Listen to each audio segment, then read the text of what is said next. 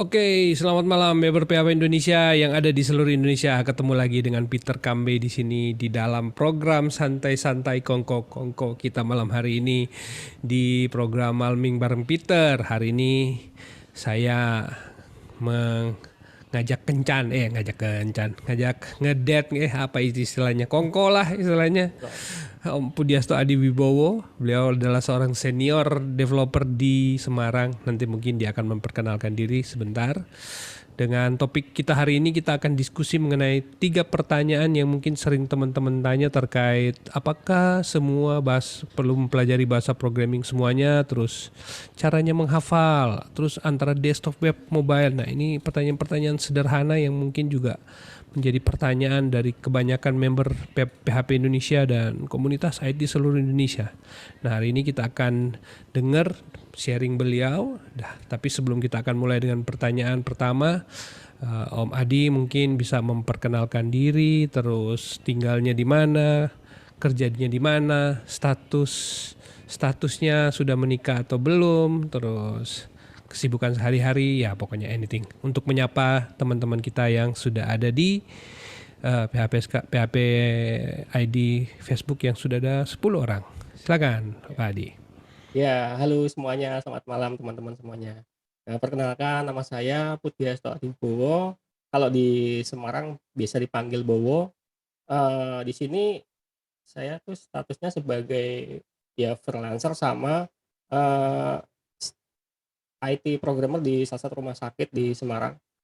Ya, di sini saya tinggal pas di kota Semarangnya ya. Jadi untuk statusnya saya sudah menikah dan sudah punya 2 orang anak, alhamdulillah, yang masih kecil-kecil gitu, masih seru-serunya. Yes. Iya, heeh. Untuk pekerjaan yang lain ya freelance ada beberapa sih, di beberapa bidang maksud saya, yang salah satunya di bidang komersil, ada yang di gudang, ada yang di kesehatan juga di rumah sakit, dan ya seputar itulah, gitu. Sudah berapa lama berkarya di dunia teknologi? Eee, Sejak kuliah sih Om, jadi mulai berminat untuk menjadi programmer itu sejak tahun 2009 lah. Jadi awal saya jadi IT programmer itu malah waktu kuliah, terus ada lowongan nih, terus coba nyoba. Kalau dulu kan, masih pakai Visual Basic tuh Om, Visual Basic 6 kalau nggak salah. Ya, pakai Visual Basic 6, masuk ke perusahaan telekomunikasi. Itu semacam distributor resmi lah gitu. Jadi di situ bikin aplikasi pelaporan penjualan, terus bikin aplikasi SMS gateway juga pernah bikin kayak gitu, sama software untuk aktivasi kartu, ya sejenisnya. Setelah itu ada tawaran nih, sebagai web programmer, agak berminat, ya udah coba aja lah web programmer. Itu di tahun berapa ya, 2013 atau 14, aku agak lupa sih. 2014 itu udah mulai belajar PHP, dan kebetulan wah kok lebih mudah ya PHP gitu. Cuman ya masih natif, itu belum kenal framework. Lambat laun ada framework baru nih, CI, pakai CI 2 kalau nggak salah. Belajar pakai CI 2, lalu setelah itu ada update lagi CI 3, dan sekarang pindah ke Laravel gitu sampai saat Oh, ini. alright, wow. Sebuah cerita perjalanan karir yang cukup panjang nih. Oke, sebelum kita lanjut ke pertanyaan, ada komentar dari Wahid Alimuddin. Giveaway dong. Oh, ada, iya. Saya lupa kalau hari ini tuh edisinya khusus kerja sama sponsor dengan Niaga Oster. Jadi ada giveaway hari ini. Maunya apa gitu giveaway-nya, entar tak kasih deh. Nanti mudah-mudahan Niaga Oster nanti tak todong.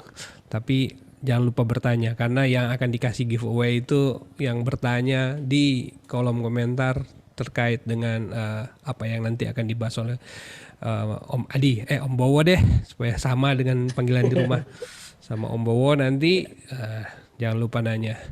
Alright, jadi kita sudah kenalan sedikit, tanya background profile dari Om Bowo dan ya asik kan memang.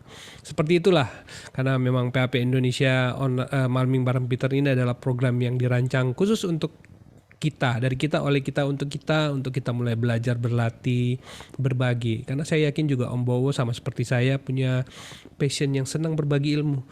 Karena memang sadar bahwa belajar IT itu susah. Tapi kalau sudah dapat itu kayaknya seneng banget untuk dibagikan.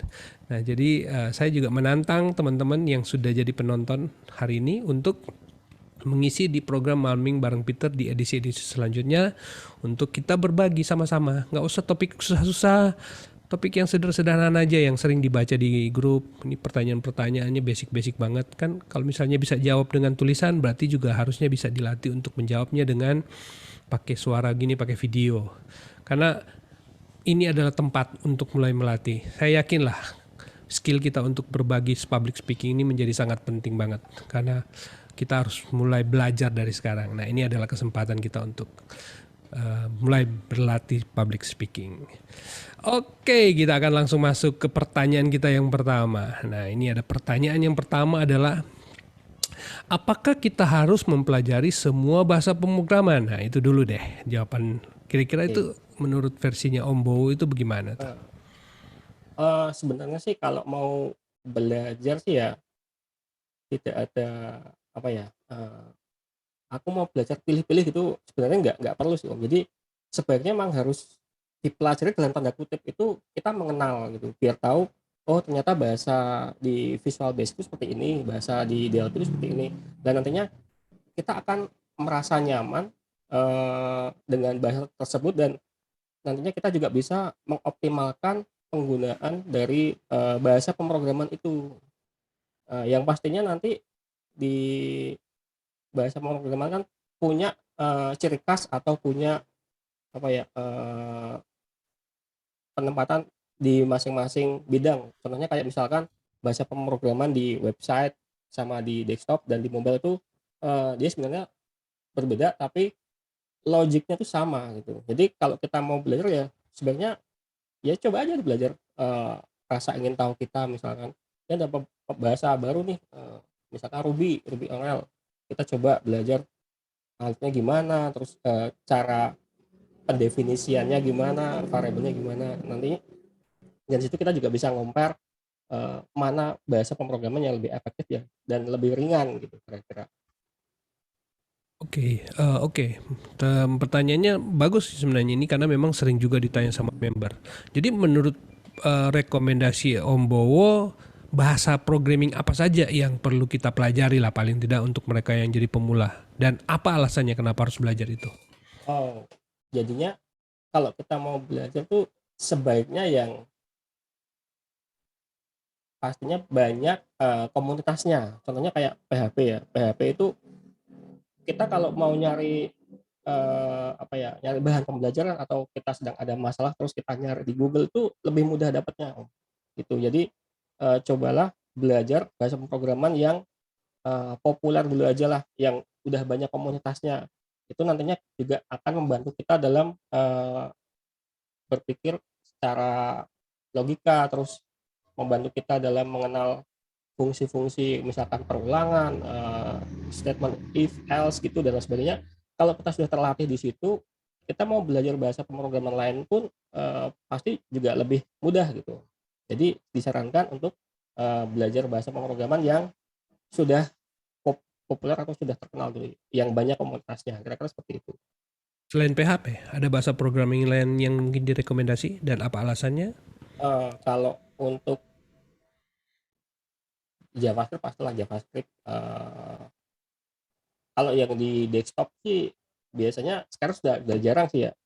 Mungkin kayak DLP atau Visual Basic itu kalau yang di desktop. Kalau yang di mobile itu teman-teman bisa belajar Flutter, Dart, makanya kan dia Dart kalau nggak salah, atau Java.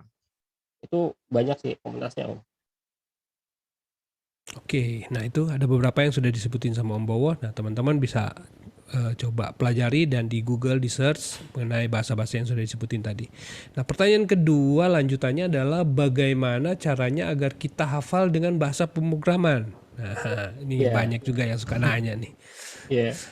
Sebenarnya sih bahasa pemrograman tuh kalau kita hafal ya malah lebih menyusahkan kita. Yang pastinya bahasa pemrograman itu sebaiknya dipahami, jangan jangan dihafal dulu.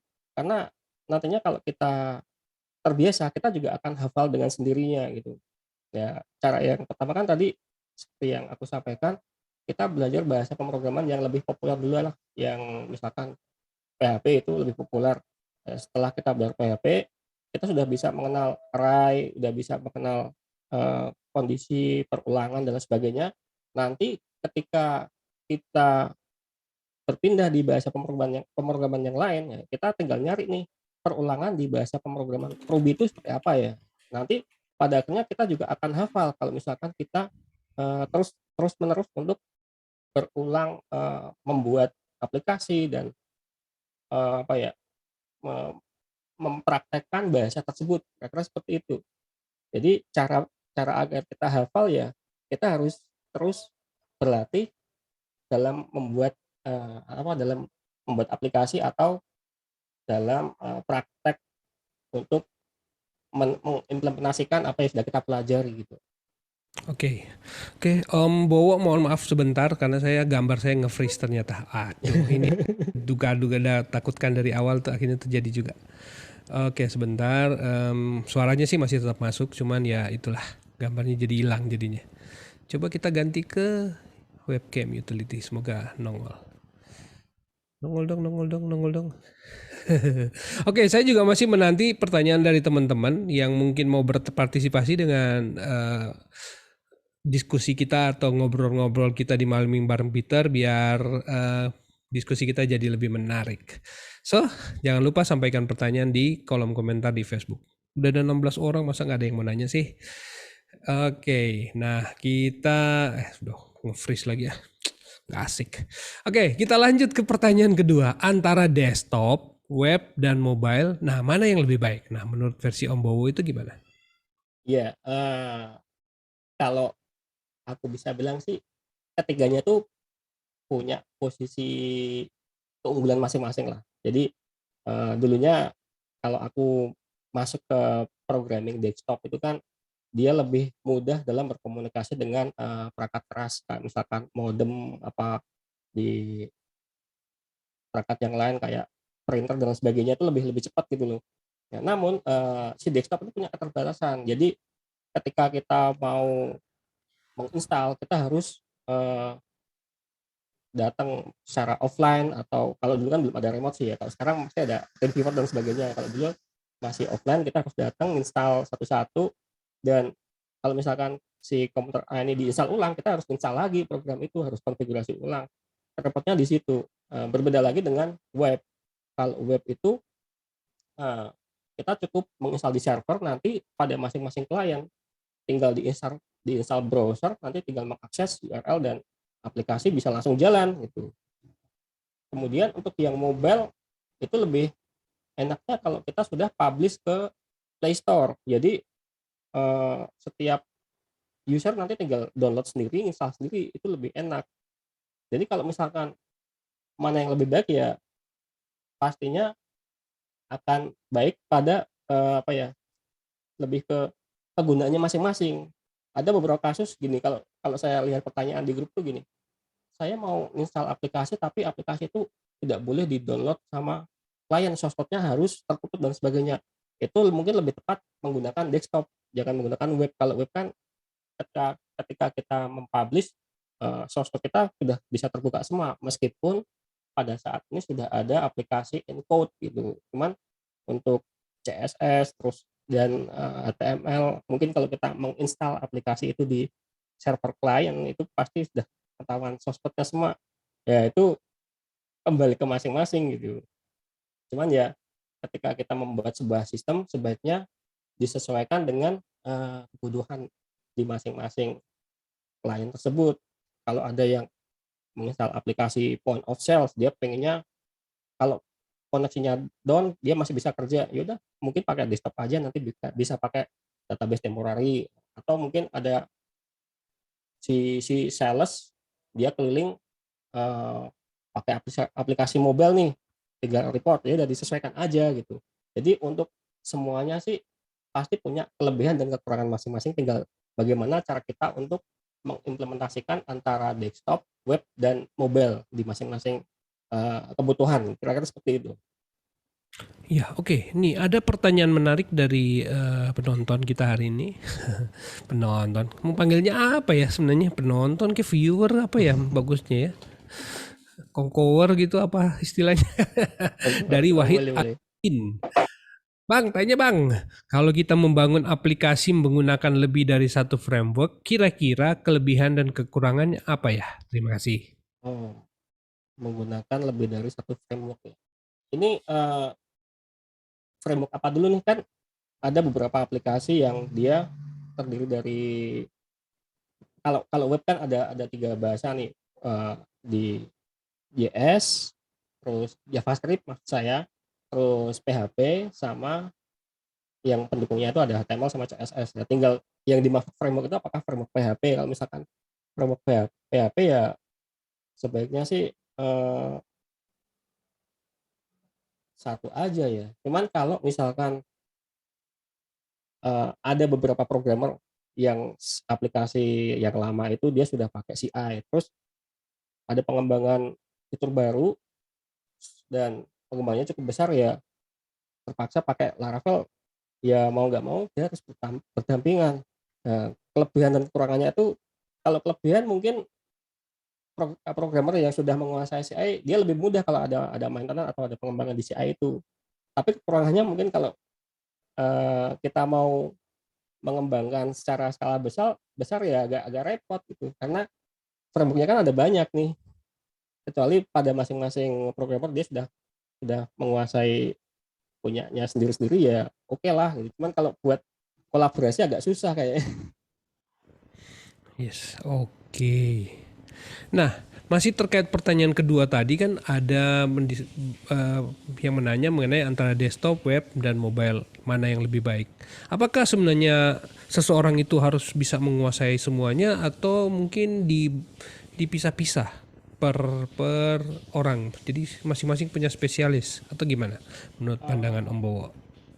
Ya sebaiknya sih setiap orang punya spesialisasi Om, kecuali kalau, tipikal orang yang full stack, kayak saya kan full stack misalnya, jadi mau nggak mau ya harus bisa meng-cover kebutuhan, klien.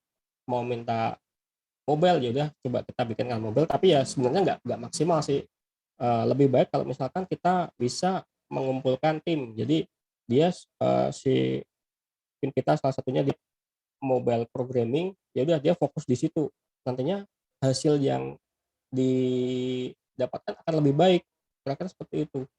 Kalau untuk yang desktop sih bisa keduanya sih, misalkan ada yang dia background-nya tuh desktop, dia belajar di web kan masih bisa apa ya, eee, nyambung lah kalau misalkan kita bikin aplikasi. Tapi kalau ke mobile kan, pola mindset-nya juga agak jauh gitu.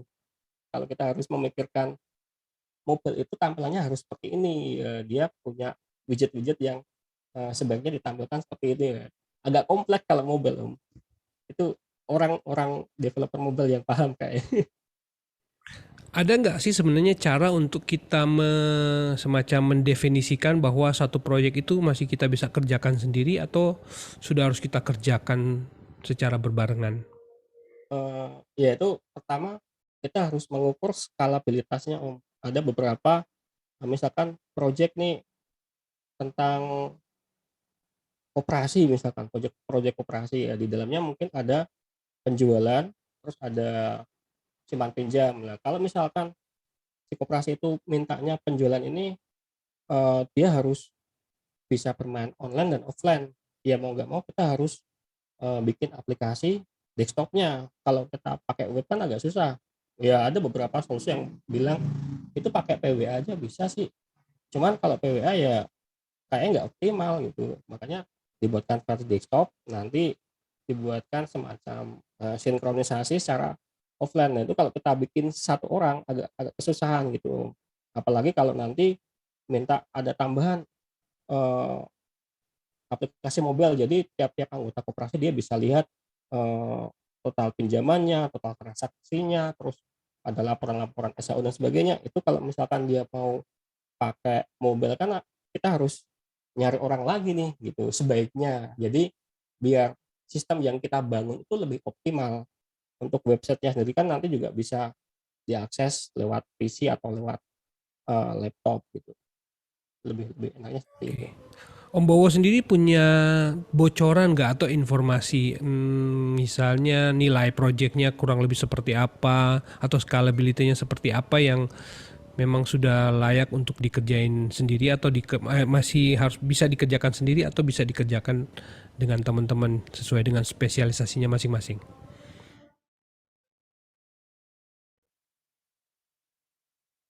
Nge-freeze ya? Cek satu. Pengen Saya buat doang atau oke, nge-freeze ya? Oke, sudah iya, kembali. Oh,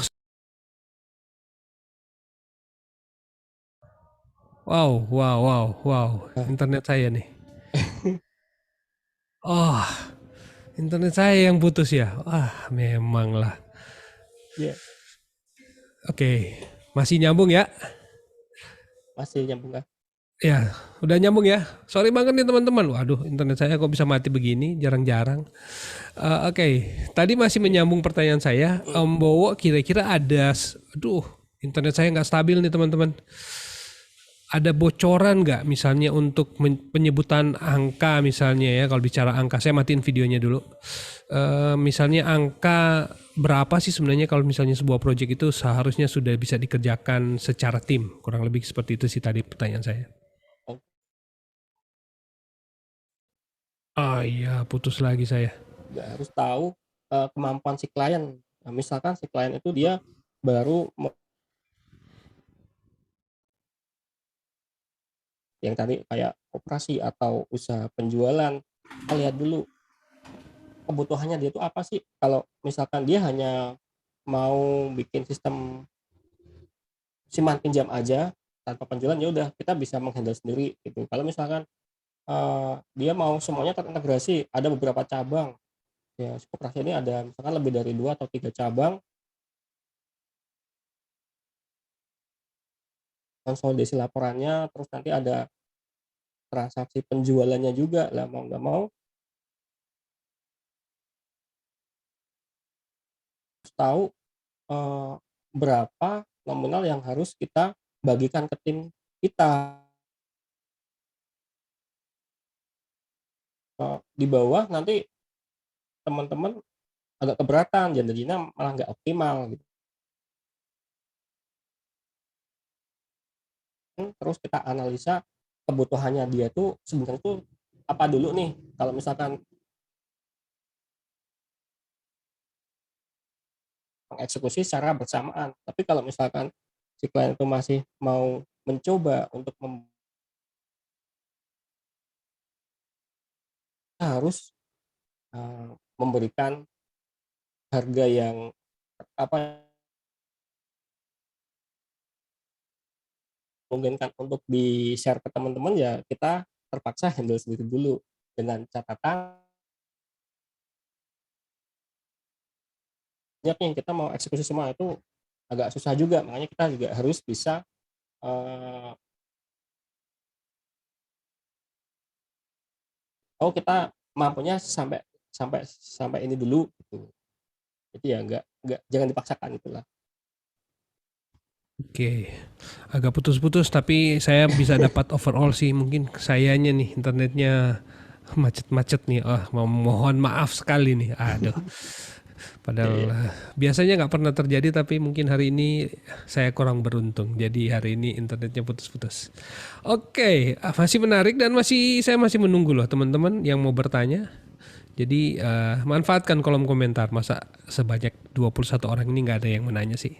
Oke, kita akan masuk ke pertanyaan yang berikutnya adalah jika ada tawaran project, bagaimana cara saya menentukan harga dari sebuah project tersebut? Wah, ini juga pertanyaan Member yang sering banget Iya, galau menentukan nilai project. Nah, gitu gimana iya. buat Om Bowo? Kalau saya sendiri, ya sebelumnya saya juga pernah bingung sih. Ini kalau misalkan mereka minta budget, apa minta berapa nih kita harus bayar. Nah, kalau kita langsung menyebutkan kan kayaknya nggak bisa.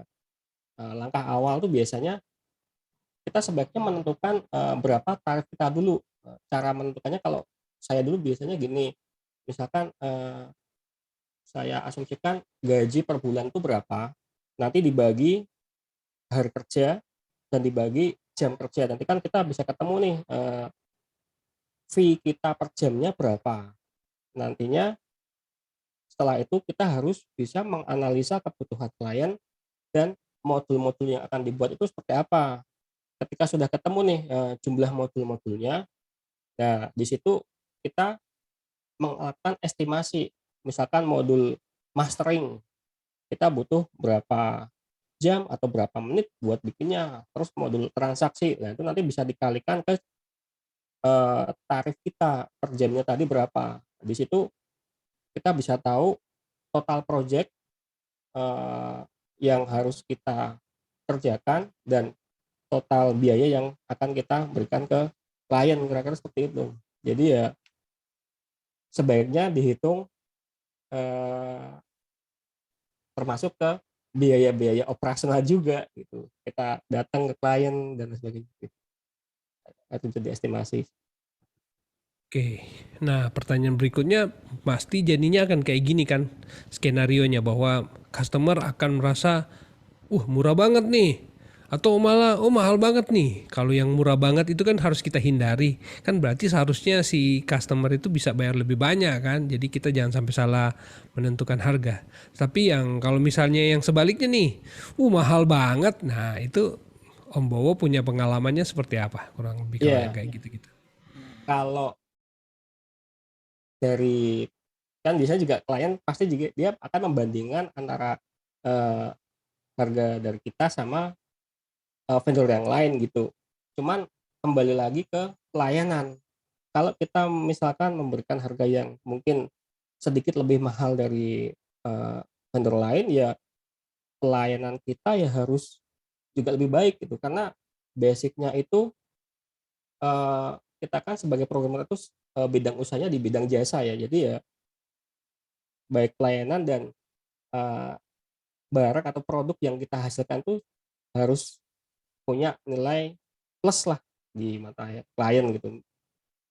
Nantinya kalau mereka merasa nyaman dan mereka cocok, ya insya Allah mereka juga pasti akan minta bantuan kita lagi gitu. Nah ini ada komentar nih dari Muhammad Irfan Manaf.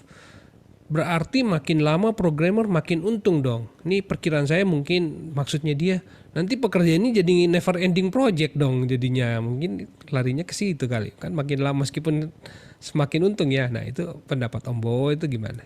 Iya, ya pada akhirnya memang sebenarnya programmer atau orang yang bergelut di bidang teknologi itu akan prospeknya akan semakin bagus gitu karena semakin ke depan kebutuhan-kebutuhan tentang teknologi pun semakin banyak gitu Om. Jadi ya sebaiknya daripada kita bingung mau belajar apa ya coba aja belajar programming gitu aja. Mungkin lebih bisa bermanfaat gitu karena itu tadi kedepannya dunia program itu akan semakin seru lah, lebih menantang seperti itu. Oke. Nah Om Bowo sendiri gimana ngakalin sebuah project yang mungkin menarik nih, wah nilainya gede nih, wah cakep nih, tapi sebenarnya tidak terlalu memahami bisnis prosesnya dan mungkin menggunakan teknologi yang mungkin kita sendiri juga belum kuasai. Nah itu Om Bowo biasanya mengakalinya dengan cara apa? Eh, Kalau ketemu kasus seperti itu biasanya saya sih coba nyari partner aja lah yang mungkin lebih menguasai dan nantinya kita juga bisa belajar bareng untuk eh, menyelesaikan mission atau project itu gitu. Jadi lebih di samping kita juga punya relasi, punya tim, kita juga bisa belajar tentang sesuatu yang baru itu gitu. Jadi judulnya jangan ditolak dong gitu ya. Jangan ditolak. Judulnya Sebisa mungkin jangan jangan ditolak. ditolak. Oke, siap. Nah, ini masih ada pertanyaan dari Wahid Alimudin. Semakin kesini harga jasa semakin jatuh, Bang. Wah, ya. Salah satu penyebabnya banyak yang obral source code. Pertanyaannya bagaimana agar jasa kita tetap stabil? Oke. Ya, kadang ada beberapa orang, beberapa member di PHP dia tuh jual source code banyak cuman 50.000, ada 100.000. Ya, di sini secara pribadi sih aku agak ketawa, kok bisa ya gitu, dia itu bikinnya gimana, atau dia nyari kopas yang lain, padahal kita bikin itu juga susah gitu loh. Ya, kalau misalkan eh, harga semakin jatuh sebenarnya bukan masalah di barangnya, tapi apa ya, lebih ke pelayanan kita gitu. Kalau misalkan kita bisa melayani klien dengan baik, mereka minta dan kita bisa menyelesaikan masalah-masalah mereka, saya kira nggak bakal jatuh harga harga apa ya, tarif kita gitu. Ya, bagaimana agar jasa kita tetap stabil, yaitu tadi kembali ke pelayanan. Kalau misalkan ada troubleshooting ya kita bantu. Terus kalau misalkan mereka bingung mau apa ya, mau membuat keputusan, ya kita bisa membantu menganalisa di setelah poin-poin plus kita sebagai programming gitu. Jadi kadang ada orang yang secara awam dia pengennya produk ini berjalan seperti ini gitu. Nah, secara secara teknisnya gimana nih? Nah, kita sebagai programmer juga harus bisa membantu.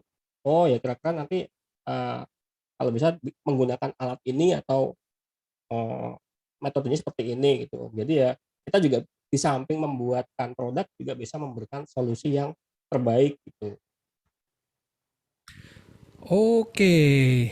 Nah, jawaban tadi juga sekaligus menjadi jawaban terakhir nih karena kita pertanyaannya sudah habis dan mungkin ada satu pertanyaan lagi, bukan satu pertanyaan lagi. Mungkin Om Bowo bisa menceritakan sedikit mengenai jasa yang ditawarkan oleh Om Bowo seperti apa, dan ya mungkin orang-orang juga ingin tahu, dan siapa tahu ada yang jadi viewer kita hari ini mungkin mau ngajak Om Bowo untuk kerjasama atau mau bertanya. Nah, itu seperti apa? Hmm, lebih ke apa yang saya lakukan apa gimana Om? Ya, yang dilakukan. Oh, oke. Okay. Untuk saatnya sih biasanya kalau saya pribadi lebih ke menaikkan, apa ya, bukan menaikkan sih, eh, membangun relasi dulu aja lah, membangun relasi. Terus nanti ketika kita sudah membangun relasi, biasanya ada orang yang butuh nih, oh saya mau butuh sistem, coba ini saya punya kenalan nih, eh, misalkan saya lah kemarin juga dikasih tawaran buat bikin sistem di sebuah perusahaan.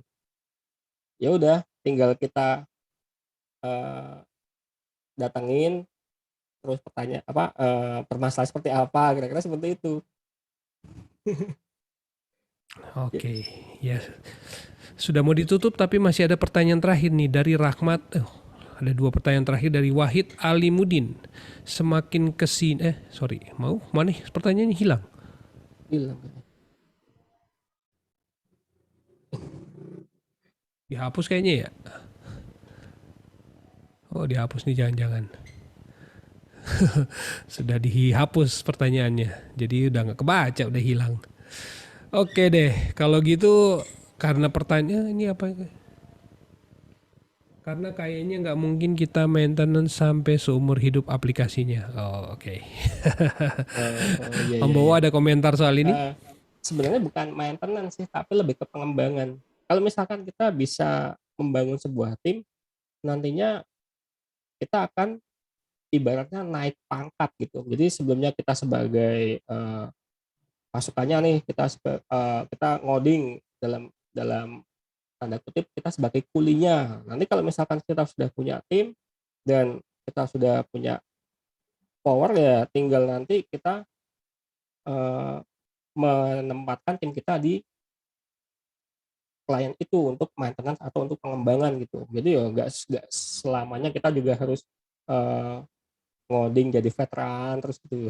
pasti juga akan naik level lah. Ya, berarti maksudnya di sini sebenarnya meskipun maintenance seumur hidup ya nggak apa-apa mestinya ya kan bayar ya. Iya, Nggak mungkin gratis, jadi kan mesti bayar kan tetap. iya, Oke, dari Andre Marbun. Halo Om, saya mau bertanya sebagai freelancer, pernah song nggak? Dan gimana cara menyikapinya? iya, pastinya pernah lah, pernah. Itu ada beberapa klien yang eh, dia udah DP, misalkan sepakatnya DP 30% nih. Kemudian udah aplikasi jadi, ya kebetulan karena belum ada perjanjian atau kita sudah kenal dekat, ya udah eh, kita sudah kasihkan ke mereka, ternyata kok tidak ada kabar, tidak ada pelunasan dan sebagainya. Ya menyikapinya ya ya sudah, yang namanya rezeki kan nanti juga ada yang penggantinya gitu. Pada akhirnya ya tetap kita akan mendapatkan ganti dari apa yang sudah kita ikhlaskan gitu. Oke, sini nih Iya, customernya siapa nih? Ntar saya timpuk deh. Memanglah iya, iya. customer-customer model beginian ya. Oke, oke, oke. Kalau sudah nggak ada yang mau nanya, oke, kita mungkin sudah di akhir sesi kita hari ini. Mungkin Om Bowo ada pesan-pesan untuk menyimpulkan dari semua 3 pertanyaan yang sudah kita sampaikan hari ini. Silakan. Iya. Jadi buat teman-teman semua, jangan ragu sama jangan bingung lah kalau kita mau belajar belajar sesuatu yang baru. Yang namanya belajar belajar itu pasti ada manfaatnya gitu. Misalkan aku mau belajar desktop tuh kira-kira masih worth apa enggak ya? Ya udah belajar aja, nggak usah mempertimbangkan apakah masih layak atau enggak. Karena suatu saat nanti akan dibutuhkan. Sampai saat ini aja aku juga masih coding pakai Visual Basic .NET cuman untuk bikin aplikasi SMS gateway, dan itu ada nilainya gitu. Jadi ya yang namanya belajar tuh ya pertama jangan pilih-pilih, kedua jangan ragu, yang penting pasti akan menghasilkan sesuatu yang lebih baik, kira-kira seperti itu. Alright, wow, oke deh. Terima kasih banget nih Om Bowo yang sudah sharing dengan kita, menjawab beberapa pertanyaan yang mungkin sering ditanya sama teman-teman di komunitas, di grup, atau di forum-forum beraneka ragam. Thank you banget. Semoga Ya, Om Bowo selalu dalam keadaan sehat, tetap semangat dan banyak proyeknya. Amin. ya, amin. Oke, Terima sebagai kasih. pengumuman teman-teman, Malming bareng Peter minggu depan akan libur karena sudah masuk di bulan sudah Natal dan Tahun Baru. Pas lagi Sabtu dan Minggu, Sabtu dan ya Sabtu 2 kali. Jadi kita akan libur minggu depan, tidak ada Malming bareng Peter di minggu depan. Tapi masih ada 1 kali lagi sesi 2 kali ya, sesi PHPAD online learning minggu depan, malah ada 2 pemateri, 2 Sri Kandi dari AWS Community Builder yang akan mengisi pas tanggal 21 dan tanggal 22 Hari Ibu Indonesia. Nah, mereka ngisi di 2 hari itu, dan tanggal 28 masih ada Fitria Wulandari dari Medan yang sekarang lagi kuliah S3 di S2 apa S3 ya? S3 di Ireland, Irlandia. Nah, kita akan bersama-sama di PHPAD online learning. Baik, terima kasih Om Bowo. Semoga kita semua selalu dalam keadaan sehat dan oke deh. Thank you banget. Jangan Ya, bosan-bosan untuk ngisi di online di Malming bareng Peter. Setiap Sabtu kita kongko-kongko, daripada kita mungkin nggak tahu mau ngapain. Nah, kita sambil tiduran bisa dengar pemateri-pemateri yang akan ngisi di Malming bareng Peter. Om Bowo, thank you ya, banget. ya. Terima kasih Om. Yuk, bye semuanya.